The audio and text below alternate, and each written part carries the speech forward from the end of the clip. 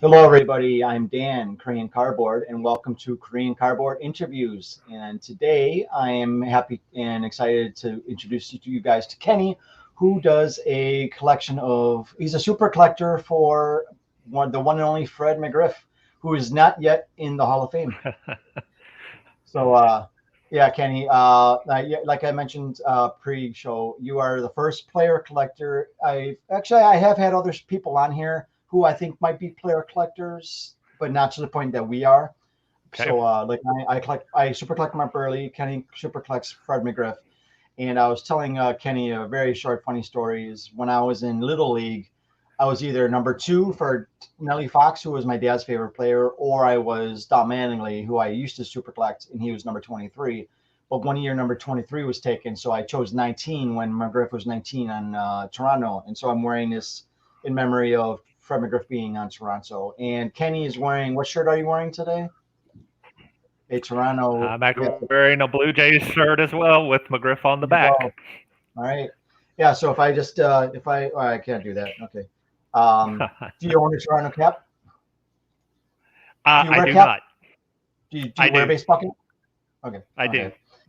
All right.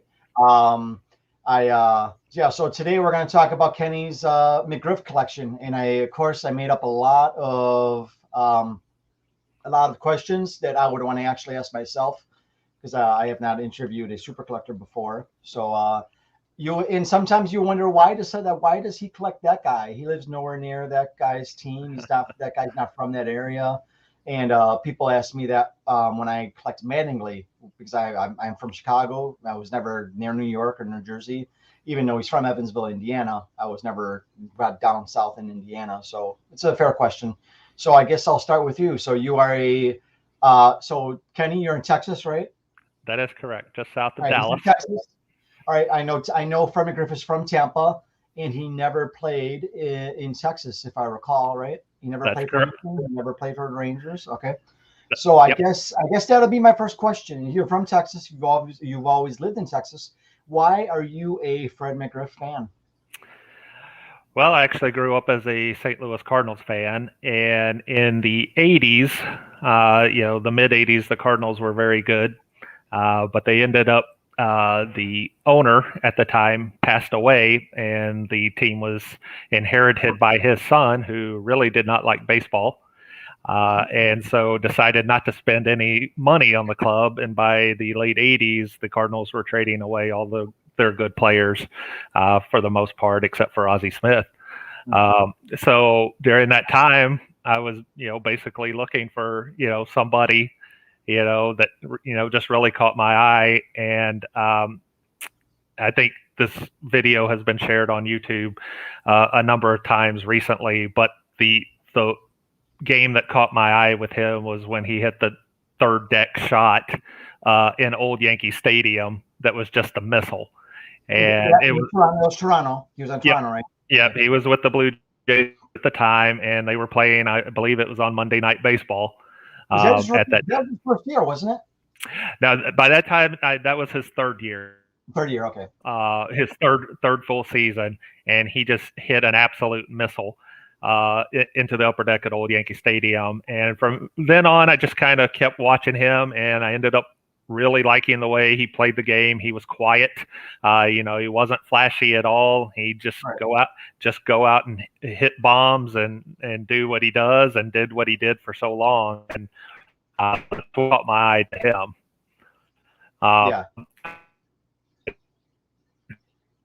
I had been started to do a little bit of player collecting before that with some of the Cardinals, like Jack Clark. He was my favorite Cardinal at that time. But, after they traded him away, kind of got away from the Cardinal collection stuff and pretty much picked it up with McGriff and haven't stopped.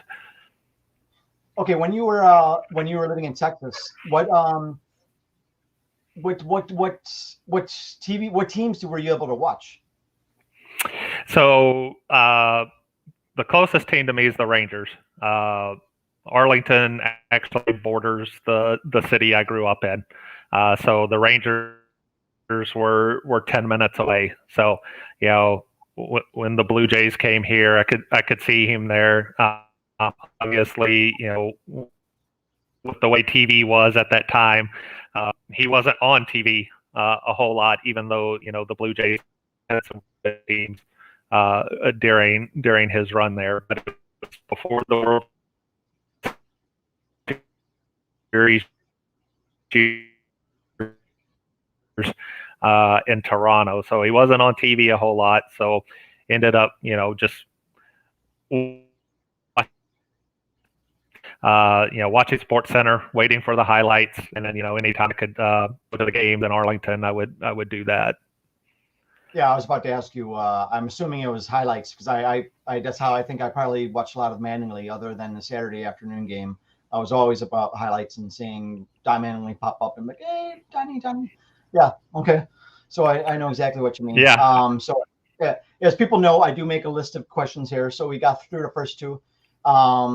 When did you start collecting cards? What year? Do you remember what year you started collecting baseball cards? Yeah, I think we lost Kenny. Pre-show, I lost him, and I think it's Texas. You guys in Texas need a better Wi-Fi. Here in Korea, I think we have the fastest Wi-Fi in the country. Kenny, are you there? I'm sorry. Yeah. You still have? I think I still have you. Yeah. I was telling people, Texas needs better Wi-Fi. They have a lot of people down there. They need to do better with the Wi-Fi. Okay. Looks like we got Diego. Yeah, absolutely. Hello, Dan. Kenny, looking forward to meeting. All right, Diego. I do want to have Diego on sometime. He is a Ryan Sandberg collector. All right. Let's see here. Awesome. Here's another one. Diego says, I can't believe how much he had moved around for such a good player. Key player type of guy in my book. Oh, I would agree. I think he was on 6 teams, right? Yeah, he's around 6 teams. Yeah, 6 different teams which makes it, for a player collector standpoint, makes it a little bit difficult with all the regional issues that come into play, especially in the 80s and 90s when regional issues, were much more a factor than they are today. Yeah, I've had somebody ask me, I'm from Chicago, say they would understand that I'm a Mark Burley fan, but then they said, do you collect his cards when he went to Miami and Toronto? And I'm a Burley fan, so that answer is yes. Yep. Yes, I'm a White Sox fan, and I'm disappointed he didn't get re-signed. But yes, I still collect his. I think 4 other years he didn't play for the White Sox. So, but your case is a little different. He wasn't on there. You weren't a Blue Jays fan or a Braves fan, but I have seen you wear a Braves jersey when you met somebody in particular. But and I'll get to that later. Yep. So the next question I had for you is, being that you're a Cardinals fan, what drew you to McGriff? So you just mentioned that. So you only saw him on TV when the Rangers played him, or he was on Sports Center, right? Correct. Yep. Okay. Yeah. Early on, that was. Yeah, I was just gonna say early on. Yeah, that was definitely the case. It got after he was traded to San Diego, it got even a little worse than that because the Texas team, he would then come in and play the Astros, which is 4 hours away. So, that really wasn't too feasible that often during that time. Especially I was just starting college at that time, so. Yeah, once he went to the National League initially with the Padres, it became very tough to see him, especially with the West Coast late games. A whole lot of those were not on TV at that time. Right. So I guess a question people might be wondering is, if you grew up just outside of Arlington, why aren't you not a Rangers fan?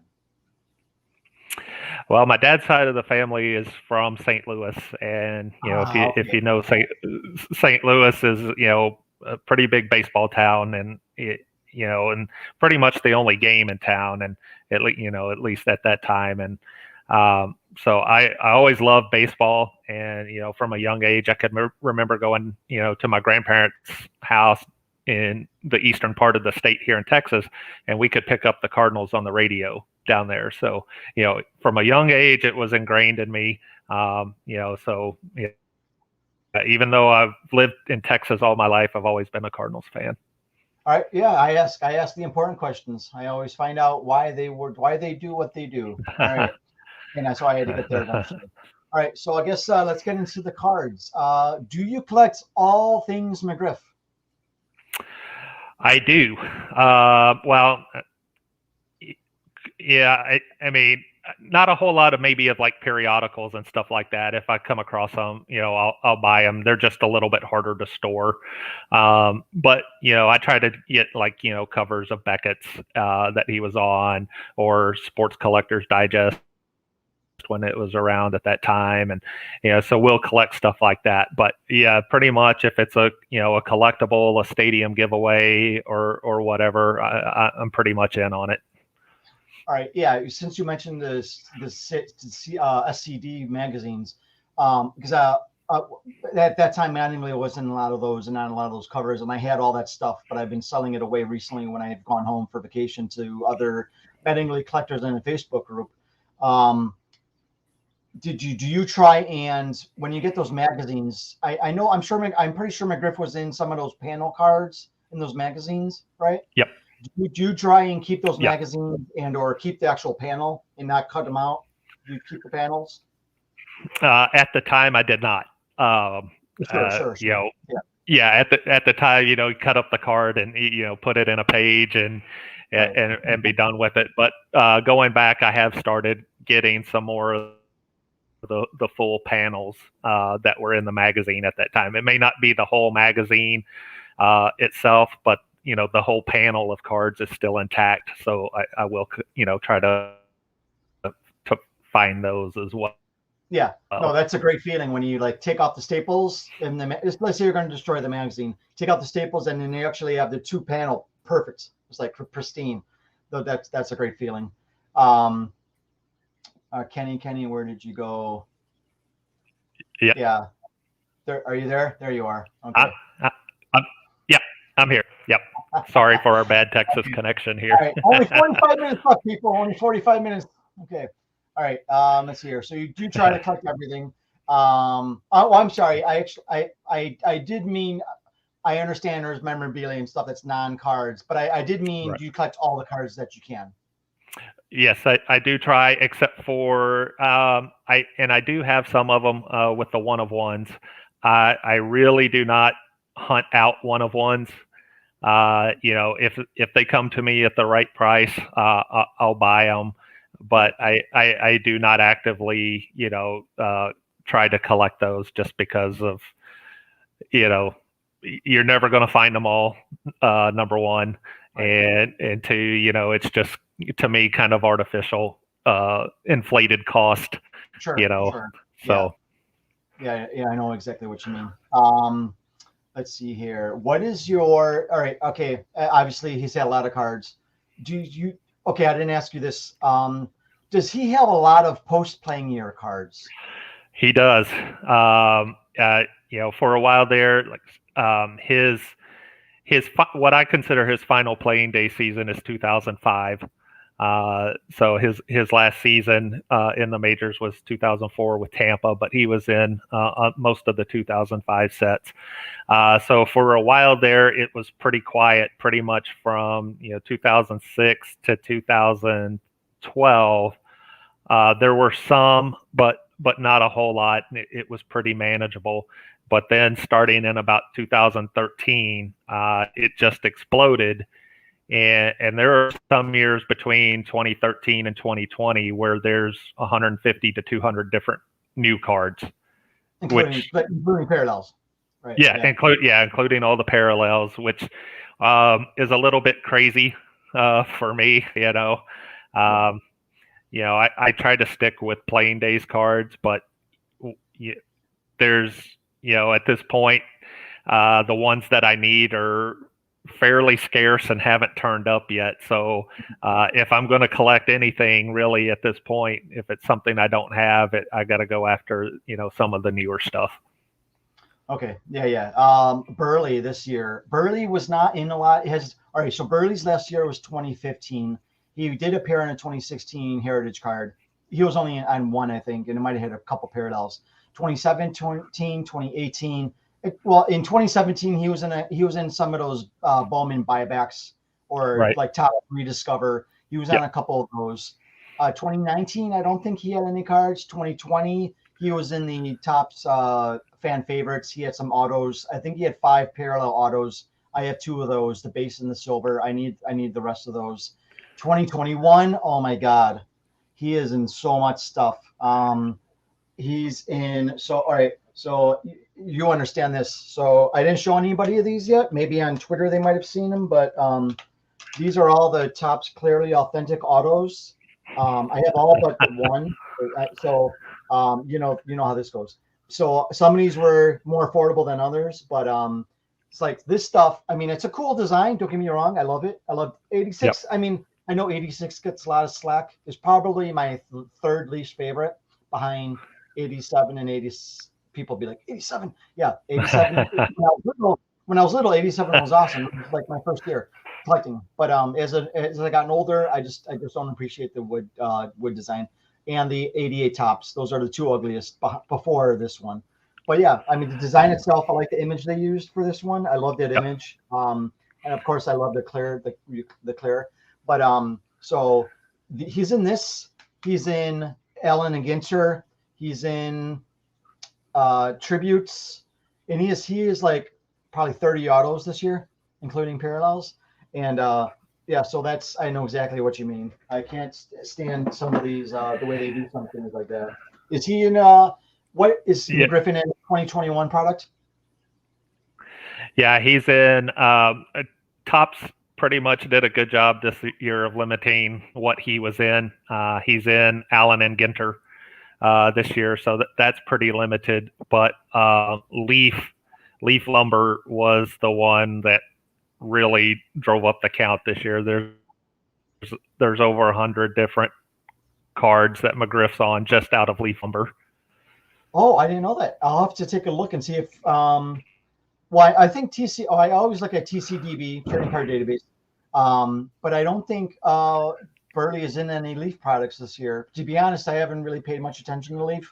I know that Brian Gray, the CEO, I know he's still in charge and does stuff. But yeah, I haven't had any Leaf Burley stuff in a while. I'll have to ask him to try and add some Burley product if he could. And Burley is in the Ginter. Does McGriff have a Ginter Mini X this year? The black one, the black background? He does. Yep. Okay. Yep. Yeah. I think he's. I'm sorry. Go ahead. Yeah, he's got the mini, the big X and the mini X. Right. And then there's the couple of the. Does he have a Brooklyn of 25? I have not gotten that one yet, but he's got the Brooklyn numbered to 25. He's got the no number to the one that's not numbered, but only 50 copies exist. A&G back. The A&G back, the black border, all of that. Mm-hmm. Yeah. And I don't mind. Go ahead. I was going to say, I don't mind those so much because they're pretty reasonable to collect. Yeah. And the prices for those aren't terrible. It's just, you end up, with, this is like the fourth or fifth time he's been in Ginter, with the same parallels and same, the Brooklyn backs, every time and all that sort of stuff. So, while they're easy to collect, they're also, kind of, to me, a little stale, at this point, because it's been the same thing over several years. Yeah. I think there's also, isn't there like a red back that's hard to come by? I don't. Do you know which one I'm talking about? I can't. I have to look it up. I know there's been a red back in previous years. I don't know if there is a red back for McGriff this year. I have not seen it yet. Okay. So I'm not sure if there's a red for him this year or not. I know there is like one of the mini X's that's numbered to 5 is actually a red front for him. Okay, so the one I'm talking about, but again, it could be different per player, but it looks like Burley has a 2021 Topps Allen and Ginter X Mini Red, numbered to 5. Is that what you're talking about? Okay. Yeah. So McGriff has one of those? And he does. Yep. Okay. Yeah. I still need that one as well. Question. All right. I never asked this question, and it doesn't come up very often. Do you have any? All right. So when I'm collecting when I'm collecting Burley, when I'm going through his checklists, I'm always needing the platinums and the woods that are numbered to 1. I don't have any of those. Do you have any woods or platinums numbered to 1?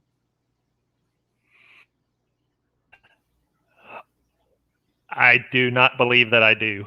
Those must be very hard to come by. Are I've you never seen those for sale. Yeah.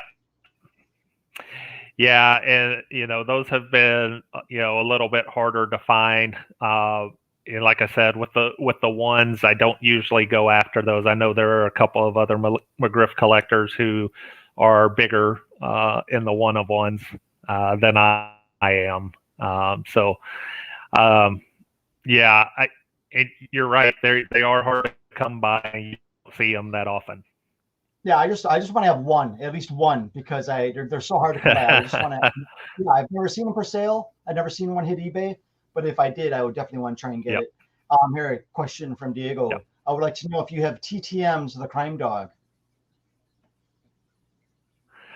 I have not. I have actually gotten his autograph at the ballpark before. I got lucky his first season with the Rays.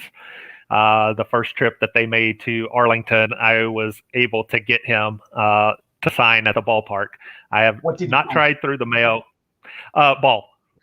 A ball. I got a ball. Yep, the ball sign. And it was funny because, at that time, I had just gotten out of college, so I could go down to Houston more often when he was with the Braves. And I tracked him there for years and could never even get close to an autograph. And the first time we saw him with the Rays in Arlington, I was able to get it. It was awesome. It was. My wife to this day says she's still never seen me run that fast. Because we went in right as the stadium opened, and I got down to the rail, and he signed 2 autographs, and that was it. And I was the second one. Wow, that had to be a great feeling. Wow. Yeah. Well, I saw you in your Twitter profile photo. You are standing with him, and he has his arm around you. Where was that taken? That was taken at, I think it was the 2019 National in Chicago. Okay, I was there. We probably crossed paths. Yeah, probably did. He does not do, or at least up until that point, does not do a lot of card shows or anything like that. And he was a late add to that national. And I told my wife, I was like, "Yeah, we got to go." So yeah, I think it was 2 weeks before the national was set to open when they added him, and we made last minute arrangements to get up there because he just doesn't do it a whole lot for some reason. I don't know if shows don't ask him or what, but he was there and he was great. I mean, couldn't have been a nicer guy. Okay. How many days were you at the show? We went Saturday and to the show. Did you enjoy the show? I did. Yep. It was the first national I'd been to probably in 3 or 4 years. And I did enjoy the show. I didn't find a whole lot of McGriff stuff, a couple of new ones, but not a whole lot. But, I always enjoy going. One of the first nationals ever was actually here in Arlington. And it was at the convention center, which is so small that you couldn't even believe now that a national was ever held there. But we had 2 nationals in Arlington early on in my collecting days, and so I've always enjoyed going whenever I get a chance.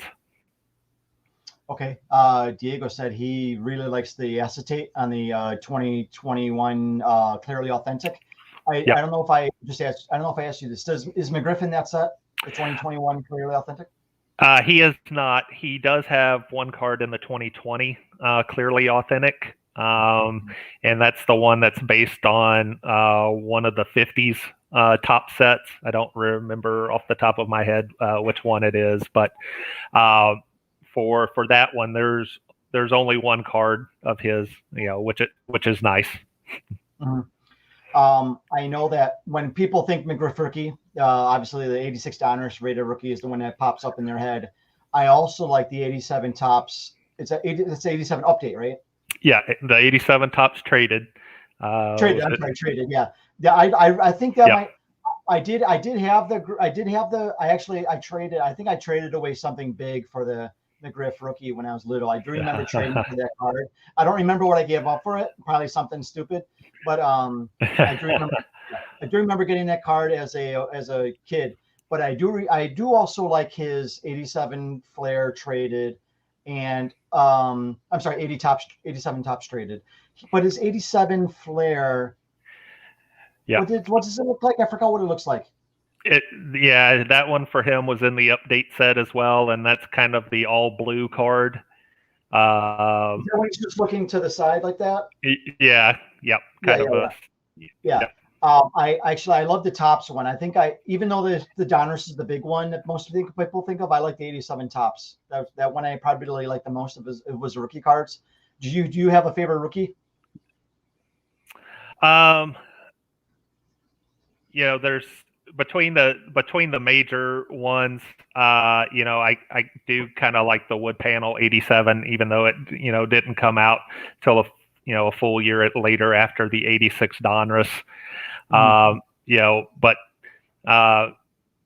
kind of the ones I like are the oddball ones, like his 85 Syracuse Chiefs card. Yeah, many of those. Yeah, those pre rookies I've never seen of McGriff's. Yep. It's a pretty for a minor league set at that time in '85. It's a pretty nice looking card. So I think I'm going to try and buy a couple boxes of 86. I don't think McGriff was in the 86. I think he was in the 87 Sportflix or 88. I know he definitely was. Yeah, he definitely wasn't in '86. I think he may have a Donruss, like the rookies. I mean, not the Donruss, Sportsflix, the rookies from '87. Okay, yeah, I know. 86 had no border. It was just the image. I mean, I think it had a white border. 87 had the red border line, and then 88 actually had the names written down. And I know for a fact McGriff. I can remember Fred McGriff having an 88 Sportflix. So maybe he might be in the 87 rookies set. But I think I want to buy a couple boxes of those, even though that'll add to my shipping weight for my friend to ship me to here in Korea.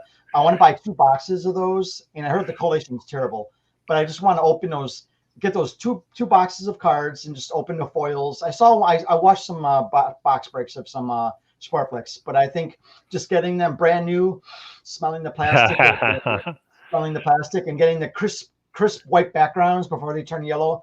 That's what I want to do. And then I'll go on Sport. I mean, I could actually go on Sportlots now and buy every single card for 18 cents and be finished with the set. There's no fun in that. I actually want to record a box break of a maybe 86 or 87 Sportflix set. So that's what I'm going to planning on doing. Yeah, that's awesome. Yeah. Yeah.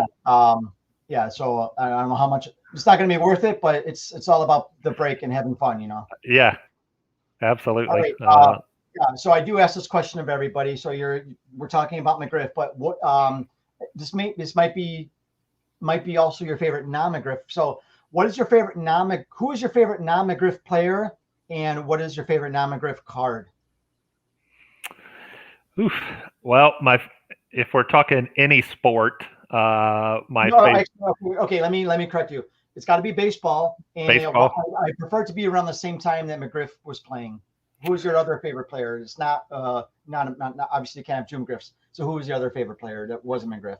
At that time, it was probably Ozzie Smith and Willie McGee. Okay, yeah. Well, the McGee actually came up with Don Mattingly. Yep. So okay. Well, McGriff and McGee were both in the Yankee organization, and both traded away. Yeah, because Mattingly's, I think this is 1982 TCMA. That one's pricey. I think that was the same set that McGee was in. Yeah. Yeah. So Ozzie and okay, so Ozzie and McGee. Now, what's your favorite? I guess it doesn't have to be Ozzie or McGee, but what is your favorite non-McGriff card? For baseball, it's actually a 1959 Bob Gibson rookie. 1959 Bob Gibson. All right, George, are you hearing that? KBO Collections loves Bob Gibson. All right, wow, Yep. that's a nice card. Yep. Do you own it? I do. Yep. Nice. Oh, I'm behind you. Is that a McGuire? No, is that Tommy? Who's number 25? Yeah. So this is my wife's office. She's actually from Cleveland. Okay. So the far jersey is Jim Tomey, and the close jersey is Scott Rowland. So. Oh, look at that. Yeah, actually, I don't know if he's still here, but Diego said he just got the Roland acetate. It's clearly authentic. Diego is a Phillies fan. Okay. Well, yeah, my wife, married into Cardinal fandom, so Roland was her Roland was her favorite player. So we got that jersey, and next to her Tomei.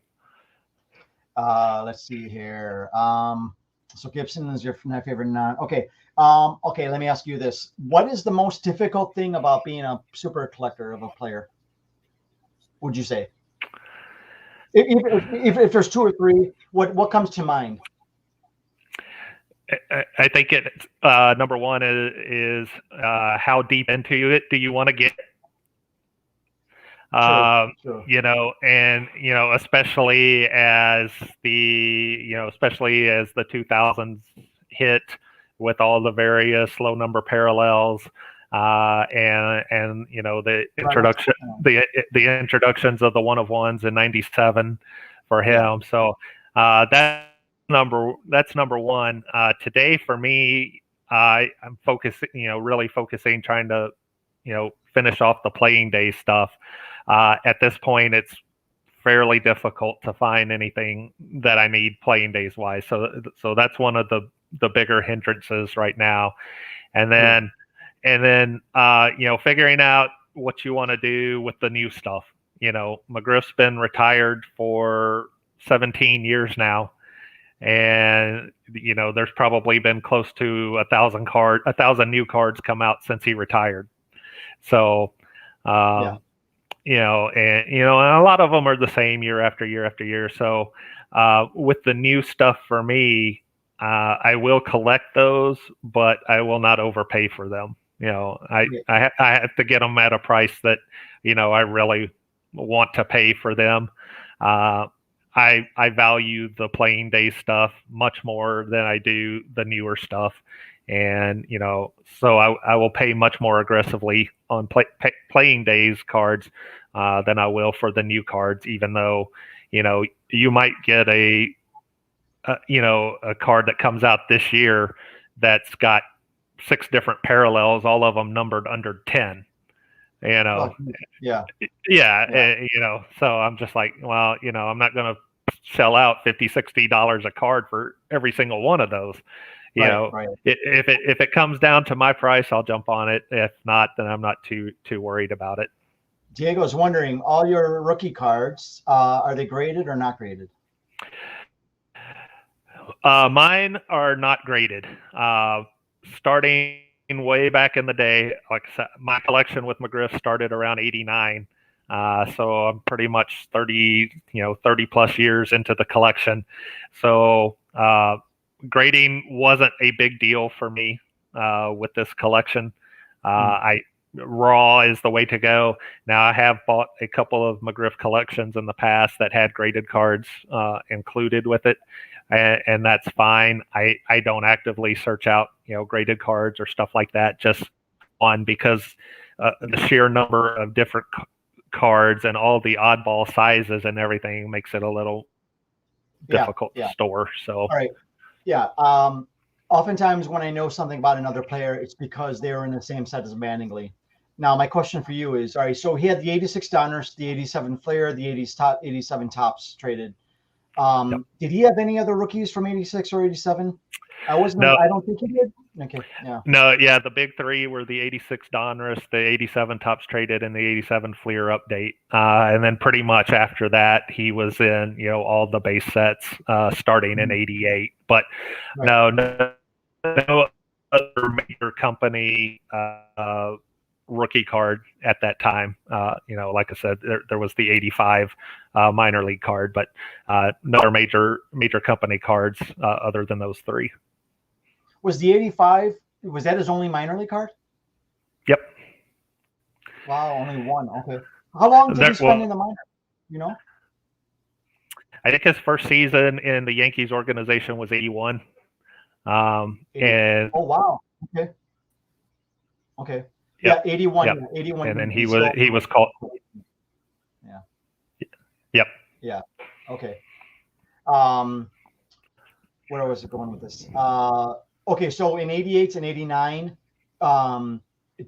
was he in any food issue cards? So I'm trying to think food issues. Like he's got a couple of host. Okay. He's got a couple of hostess cards out of Canada from the late 80s with his Blue Jays days, and a lot of the Fleer kind of box sets that you could get at Woolworth, and KB Toys and Kmart's and all that sort of stuff. So he was in those early on.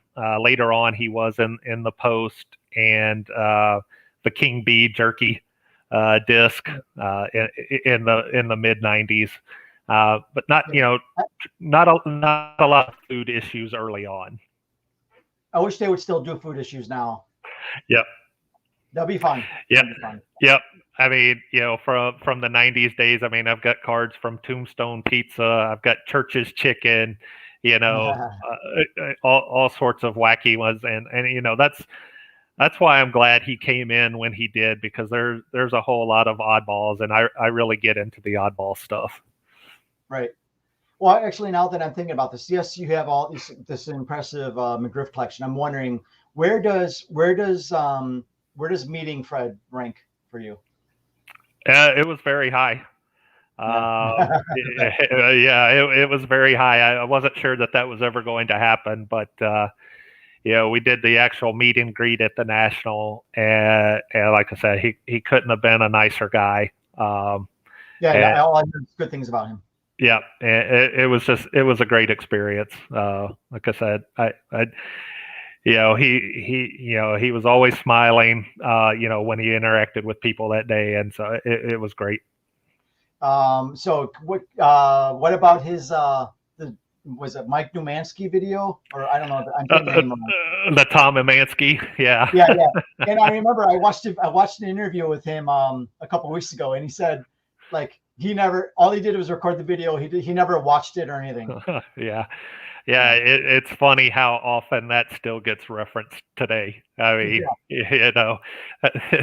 that video ran, late at night and, early in the morning on ESPN, and it's just become a cult classic for him. Actually, I guess we're going to see. All right, I ask you what the most difficult thing is. All right. I'm knocking on wood. How competitive is it? How competitive is it collecting McGriff cards? And do you have a lot of people to compete with? Do you have a few guys who are serious bidders that are hard to compete with, as far as McGriff goes? I would say before the pandemic, it wasn't very difficult at all. I know another, big time McGriff collector. But until the pandemic hit, it wasn't really difficult, to get McGriff cards at reasonable prices. As the pandemic hit and more people were at home with money to burn, it got a lot more difficult, and prices were really going places I didn't think they would go, number one, and didn't want them to go. So, especially with a lot of the newer stuff, but even saw it on the playing days stuff too. And, that got a little bit frustrating because, I will be more aggressive with the playing days cards, and now even more so with the number dwindling. If it's a playing days card, I'm going to go hard after it. But the new stuff, the prices I would see, on 2020 top stuff was just crazy, and I'm like, no, I'm not paying that. Yeah. I wanted to ask you, what playing day cards are you still going after? So there's the top three I'm really trying to find are all cards before 1998, and those are the only three cards that I know of from his start with cards in 85 up through 98 that I know that I need. And one is the 1990 score promo. Okay, Mattingly has one of those as well, so I remember that one. Yep. And the second one is the 96 Leaf Preferred Steel Bronze promo. Okay, wow. And the third one is a stadium giveaway food issue from his Braves day, which is 1997 Brian Hot Dog. Wow. For some reason, that thing has just been ridiculously difficult to find. Have you ever seen those three for sale, or you've never seen them? I have not seen them. I have not seen the score promo come up in an eBay auction. There's somebody who stated to have it on TDCB. I've reached out to them trying to pry it out of their hands and have not been able to do that yet. The bronze preferred steel promo I have never seen. And the Brian Braves, I have never seen it come up in an auction that I saw. Apparently there was a whole uncut sheet of the Brian Hot Dog cards that went up for sale. And somehow I did not see that and have not seen it again. Okay. I know that because Mattingly's last year was playing year was 95. He had cards in 96, and that's right when Pinnacle was releasing all those really nice inserts. And so I never really got into those inserts from like 96 to 2000 maybe. Does McGriff have some really nice looking inserts around that time? Oh yeah. I mean, he got the score reserve collection that's got the starburst silver etched pattern in the background, which is really hard to find. He's got the 96 mirror golds and mirror reds and mirror blues out of select. Same thing with 97 Pinnacle certified and totally certified. He's in all of those. The mirror gold, mirror reds, mirror black, even the mirror black. So yeah, he's in a. I do. I do. Actually, got the mirror black.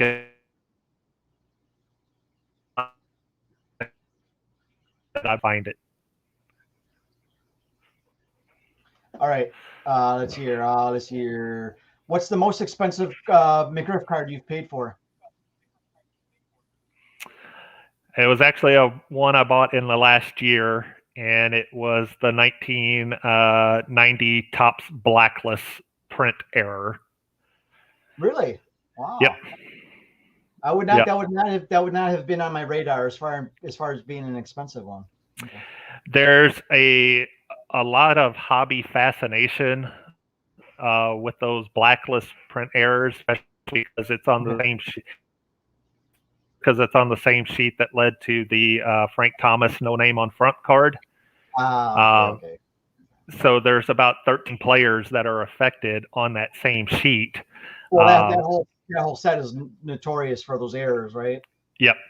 And so McGriff was on that set, was one of those affected, and it actually came up in not eBay auction, but auction this past year. Okay. And it's the only time I've had a chance to buy it, and I ended up winning it. Okay. There are a lot of cheap parallels that are very hard to find for Burley in the last, you said McGriff played from, his first playing year was 86, 87? Yeah, he came up in '86 for a handful of games, and '87 was his first full season. And then he played, I think, 7 games in 2004 with the Rays, and that was his last go. Okay. Are in that time span of his playing years, does he have any cards that are not what you would consider hard to find, but the cards just haven't shown up in the secondary market? Yeah, there's some of the 1999 and 2000 Pacific cards that are not numbered, like 99 Pacific Prism Red, but were only available in retail packs. They're not numbered. Has been extremely difficult to find. I'm still looking for it. So, about I think between 1999 and 2000, those 2 years, I need a total of like 8 cards, and 4 of them are Pacifics that just for some reason just do not show up ever. So still trying to look for those. There's actually a Stadium Club first day issue from either 2000 or 2001 that's numbered to 150, which is, shouldn't be that difficult to find. It's the same thing. It just never comes up. Yeah. I posted this on Twitter the other day. I finally bought. I saw it came up on eBay. A 2005 Topps Pack Wars foil, which was numbered to 56 for Burley. I probably spent 4 years. That's been in my search, my saved searches for like 4 years, and I finally got it. But I don't know how Topps Pack Wars were. I'm assuming they sold in boxes or packs, or McGriff was retired a year before that, so maybe you don't need to be concerned with Topps Pack Wars from 05. But I don't know how that was released. But it took me forever to find that card, which you wouldn't think would be expensive or elusive. And because there's so many parallels and so many different sets, so many of these cards that aren't one of ones are very hard to find because they don't get out into the market. Yep, and that's a lot of the stuff that I'm dealing with that I need from his playing days stuff. There's a lot.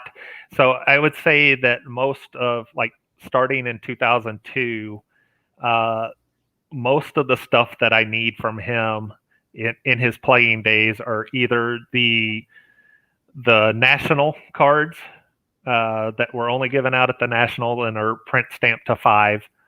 And those were like the Donruss and the Leaf and the playoff cards. Is he in the Team Heroes, the Donruss Team Heroes? Yes. Yep. Yeah. Burley is into some of those, and I think I do have one of the Chicago stamped that's numbered to 5. I do have one of those. Yeah. So McGriff's got a lot of those in those years, and the other ones are the Beckett samples. I still need some of those for Burley as well. Yeah, and those are probably half the things I need from 2002 to 2003. And so, those are a little more difficult, and I expect those to be difficult. But there's some other issues like these Pinnacle thing or these Pacific things from the late 90s that I would have expected to have 3 or 4 shots at buying them by now, and just don't get it. Is he in the does McGriff have the 2003 Leaf press proof cards? Yep. Yeah. I think I need some of the lower numbered for Burley. I think I have the 50 and 100. I think I need the lower ones than those. Yeah. And I have not seen them. Yeah. Yep. Okay, here's another fun one. Not that it would come off the top of your head, but usually they do. What are let's see here. Are there any like really ugly cards of McGriff that you're disgusted by when you see them in your collection? You're like, okay, as super collectors, we have to collect everything, but even the ugly ones. What are some of the ugly ones that you can think of off the top of your head for McGriff? The first ones that come to mind are like the 2013 and 2014 triple threads that have like the cutout where they'll say like dog, DAWG and then have like a jersey patch behind it. Oh yeah, and, yeah. Yeah.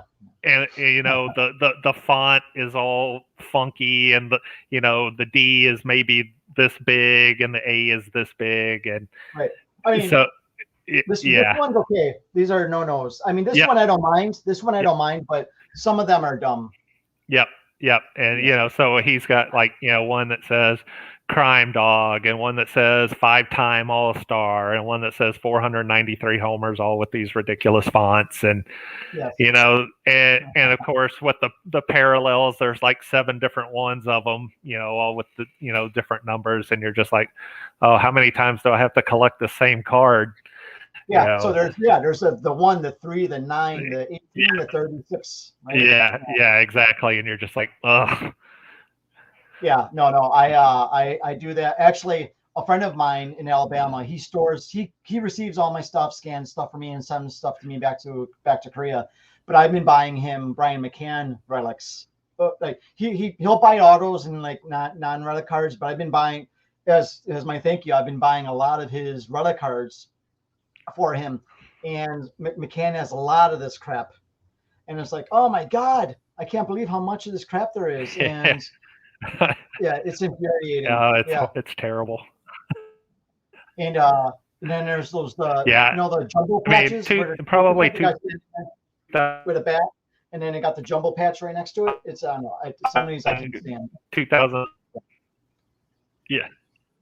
I think from his playing days, 2005 Diamond King was like that because of how many different variations there were.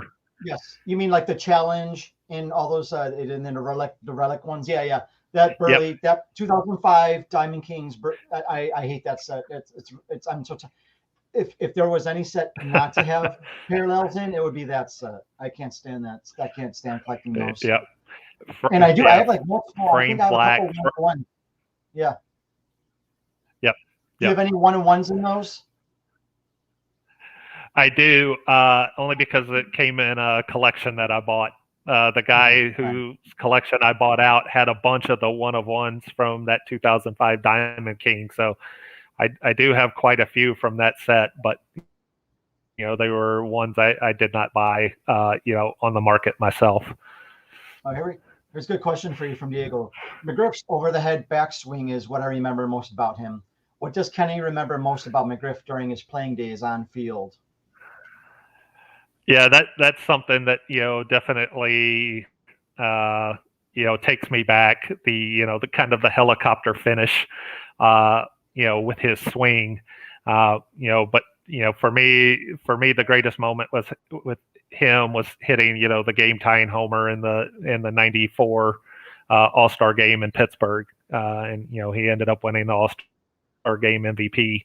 Off of that, he came in as a pinch hitter and hit a game-tying home run off of Lee Smith in the 9th inning. So ended up winning the MVP. So that's my favorite moment from him, other than winning the World Series in '95 with the Braves. Yeah, no, I've always appreciated McGriff, and he should easily be in the Hall of Fame by now. Wait, does he have any more years on the ballot? He's not on the ballot. He will go in front of the Modern Era Committee in 2020. I think they'll put him in. I think he'll go in. 22. Yeah. No, I hope so. That's what I've been banking on. Yeah. So hopefully it will happen. And yeah, I know Baines gets a lot of slack in whether he should be in or not, and I think he had Reinsdorf and LaRussa on that voting committee. Yep. So I'm sure that's why he's in. But yeah, McGriff has to be voted in by the retirement committee or whatever the next committee is. I forgot the name, but yeah, they need to vote him in. He deserves to be in the Hall of Fame.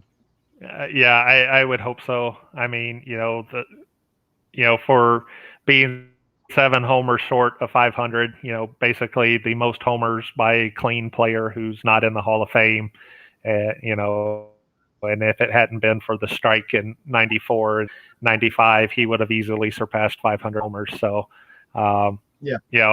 I'm not sure how he was so low on the ballot for so long. Especially with the numbers that he put up, consistently. But towards the later part of his career, in the mid '90s and late '90s, when all the steroid users started coming in, kind of made his numbers not look so good. So I think he, got shafted there as well. Oh, I totally agree. Do you have a favorite set? A favorite set? No, not really. I think the favorite time period for sets was, the late '90s. I think there was some, where we really started seeing the innovation, and started getting the autographs, stuff like that, when the refractors started coming out, and so that's my favorite, kind of period, for collecting him. Pretty much like 97 through 2000. We saw a lot of very nice looking cards in those time frames come out. Okay. How do you store your collection, whether it's McGriff or your other cards? So McGriff, it basically goes back to the way I started. I store in binders, and going back to the early days of my collection when cards were very cheap. I would try to get a whole page of one card. So in the early years, if you look through my binders, there'll be a whole page of 87 tops traded. There'll be a whole page of 86 Donruss rookies and all that. So, it kind of looks good. So, yeah, pretty much, ever since then have just put them in books. The big cards get a little bit difficult to do that with. But as much as possible, I still put them in binders and pages. Does he have any jumbo cards? He does. Yep. So I've got 5x7 pages in those books, 3x5s, some 8x10s. All different page sizes are still in the binders. Okay. What was the other one I had for you? Do you display your collection? I don't have it out for display. I do have specific cabinets and stuff where all of my McGriff items are. So all the binders, all the 5,000 count boxes of all the junk wax era cards, for the most part, that I don't store in binders, they're all in the same place. And then like the starting lineup figures, and photo balls and whatever, they're in that same location, and they're out and displayed on the shelves in there, but they're not like openly displayed anywhere. Yeah. Bobbleheads. I do have bobbleheads. His first one actually didn't come out till he was with the Dodgers in 2003. Wow. So, yep. So he had one with the Dodgers in 2003, and then since then, there's been a couple released with the Rays. But really, those are the only two teams he has bobbleheads for. So there's not a whole lot of them, but I do have them. Okay, and I guess this is one I would like to end on. Of all of your McGriff collection, what are maybe your top 3 favorite items you own? Top 3. Well, let's see. You don't have to be all cards. It could be a mix of stuff. Yeah, let me get them here real quick. I actually brought some of them. So I'm going to start with this one here. All right, let me. We're going to do this. Okay. All right, so that's the 85. This is actually item number 1 in the checklist. This is a 1985 Dominican Winter League sticker. Wow. Okay, is it blank? Is it back? Is blank or? Yeah, the back is blank, and it was basically sold in a pack of one, and a little sticker pack. Right. This is an item I never thought I would ever see. Just because 1985 being in the Dominican Republic, I just didn't think this would ever show up. And so this is probably the item of his that I'm most grateful to have. Because this Is that hard to find? yes, I actually do have two of these now. They're the only two I've ever seen, and Okay. and like I said, I did not expect to ever see any of them. Is he in the I just picked up I think it's a 2016 Heritage Burley Venezuelan with the black back. Is McGriff in that set? You know? He is not. Okay. All right. Yeah. Yeah. So I can see why that one's a special one. Yep. So this one goes way back. I picked the first one up a couple of years ago. That was the first time I'd ever seen it, and then got the other one about 6 months ago. So those are so those are the only two times I've ever seen it. Okay. So that's number one. And I told you I kind of like the oddball stuff. So well, I forgot to ask you about oddballs. Yeah. So, but we could come back to that if you want, because like I said, I could talk forever about this stuff. Okay. This is number two. So this is actually a regional issue from Toronto. It is Toronto Fire Department cards. I have some Burley Fire Department cards. Yep.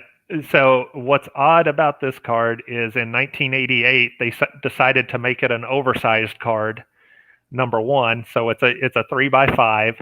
And the other interesting thing about this one is that for the first and only time with the Toronto Fire Department sets, is they issued it in French and English, and this is the French version. Do you have the English version? I do have the English version, and the English versions are fairly easy to find. Okay. This French version I found for the first time 2 years ago. Wow. Okay. Yeah. So if you see another one, would you pick it up, or you're content with just the one? No, I've got the same collector, the same guy who sold this one ended up finding a bunch of them, and I bought several of them from him. Okay. Good. Yeah. So the front is in French, as well as the information on the back. It's all in French as well. So that's another oddball one. And then I'll show the Blacklist real quick, and that's the Blacklist error from the no name on front. Okay, nice. Yeah, and you can see the white blotches here and here, and that's what it was. And there's not a whole lot of those that have been that have shown up. So for an actual card that was released in packs, these are probably some of my favorites, and these are the Donruss Crusades from 1998. The purple, green, and reds. I think these are just fantastic looking cards. They've got the refractor shine to them. They're, somewhat limited with the red only having 25, a print run to 25. So, but these are absolutely, great looking cards. So these are some of my favorite mainstream cards of his. Yeah, I collect Dominic Wilkins, and I have some of those cards of his, and those are some really pretty cards. Yeah, they are awesome, and that's kind of like why I like that era. You get stuff like that, and you get stuff like the Score Reserve collection with the etched silver sunburst, which just it looks awesome. That is very pretty. Yeah. Yeah, I like this. The Summit. Yeah, the Summit. Right? Is it? No, that's not a Summit. Is it Summit? No, it's just regular Score. Yeah, I know Mattingly has a couple of Score Summits. They have like the sparkly stuff on there. There's some of those are really pretty. Yeah. I know I had asked Kenny to put some cards to the side. Do you have some more there that you wanted to show? Yeah, sure. kind of along the same line as the Crusades. We've got the 96 Select Mirror Gold, Red, and Blues. These were portrait. Yeah, it's a nice portrait. Yeah, these were kind of that set the standard. They weren't serial numbered, but the supposed print run on the golds was like 30, so people were going out of their minds when these first came out. And the same thing, they've kind of got that refractorish background to them with the mirror, and and the blues and reds were numbered, or not numbered, but print run was like 60 and 90 on those as well. What's the color? What's the color difference? Is it the foil? The foil looks. What makes it the color different? Yeah, so you can kind of see on the gold, the back is kind of yellow. The red and blues are kind of hard to tell, without looking at them together. But when you kind of get them in the light, you can see one's got a red tint and one's kind of got a blue tint, in the background. All right. On those. And so this, is another oddball that I like here. This is actually McGriff's very first autograph card. And it came out in 1993. And it was a company called United States Playing Card Company. And I think Mattingly's in that set. Yeah, it probably is. And they had a deal with 4 players, and I believe it was McGriff, Terry Pendleton, Cal Ripken, and Maddox, that they would, randomly put autograph cards of these players in these packs. And because it was a playing card set, they really didn't sell very well at all. So a lot of people trashed them. But these autograph versions of the playing card for those guys are hard to find.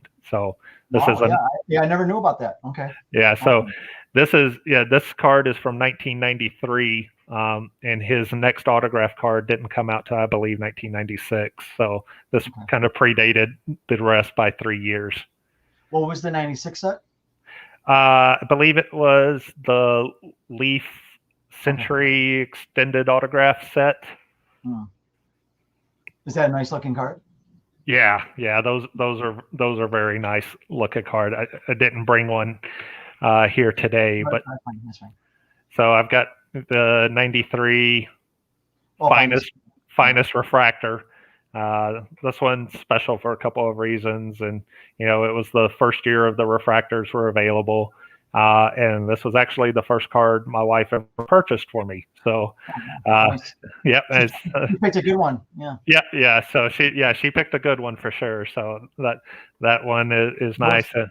Those Mattinglys are going crazy for the prices or the PSAs. Yep. And this is the 99 Fleer Tradition starting 9. Oh, I never heard of that set. Okay. Yeah. And it's basically numbered to 9, and these are extremely tough to find as well. And this is one that I bought out of another collector's set, so it was already graded.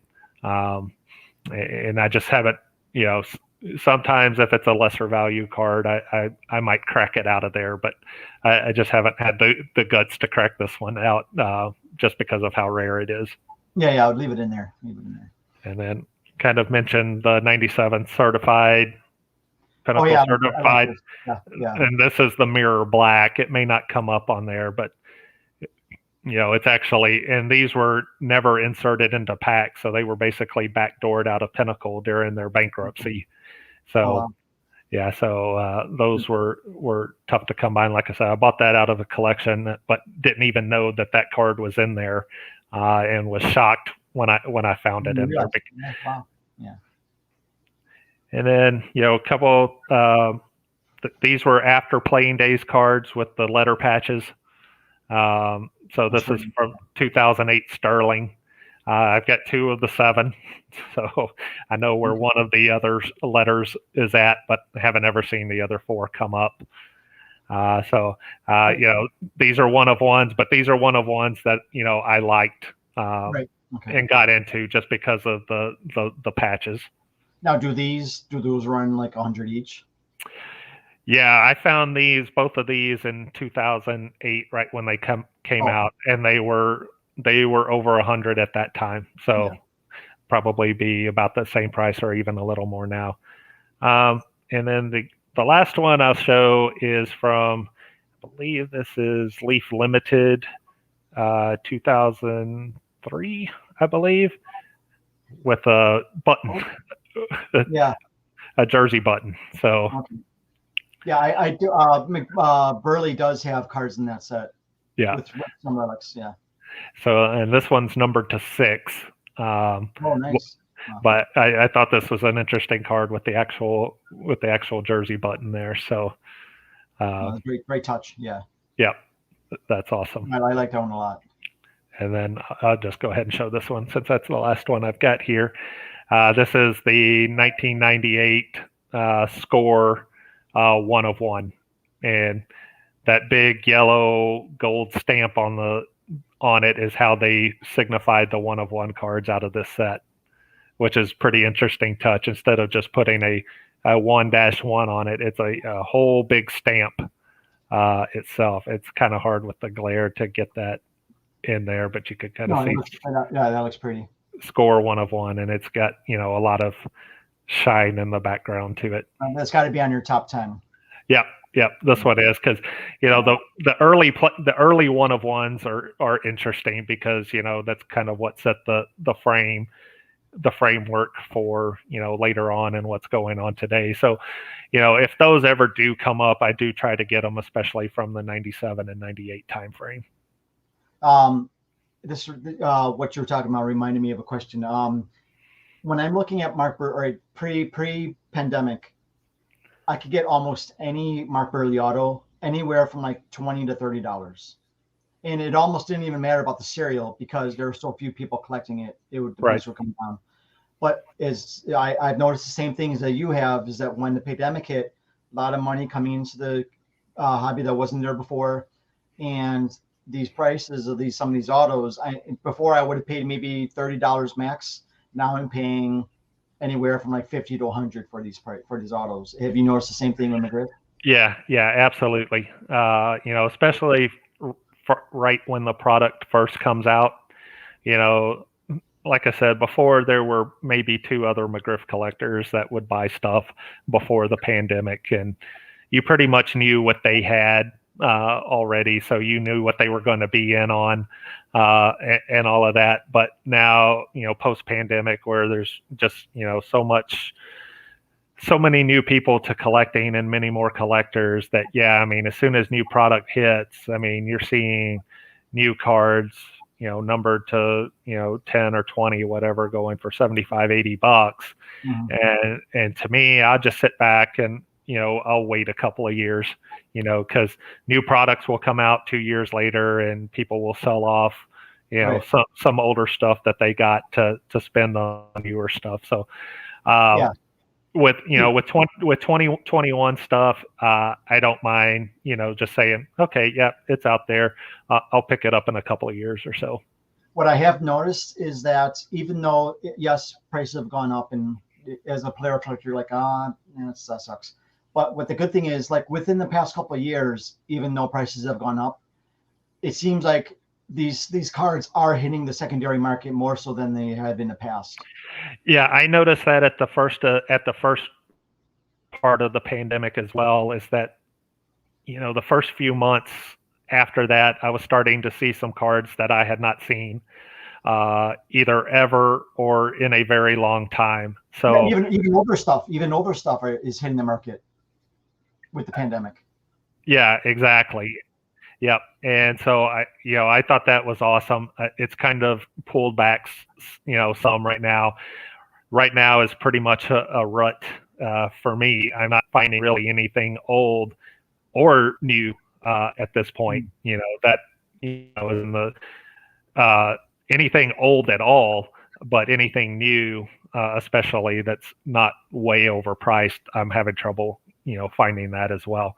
So I'm hoping that if McGriff does get into the Hall of Fame in 2022, that's when we'll see our next flood of stuff hit the market that people just may have been sitting on, and they're like, oh, trying to, capitalize on him being, getting into the Hall of Fame, and some of that stuff that's, just been hidden for a long time will finally come out again.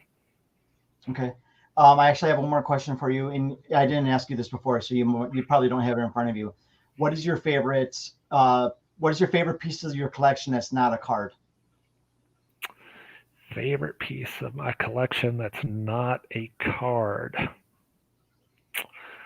Ooh, that's interesting. Or you have a couple pieces. Yeah, so one of the things is in 1996, I was in Beckett magazine as the McGriff Super Collector. They had a monthly Super Collector, article in Beckett at that time, and I was in that series. How many were you on?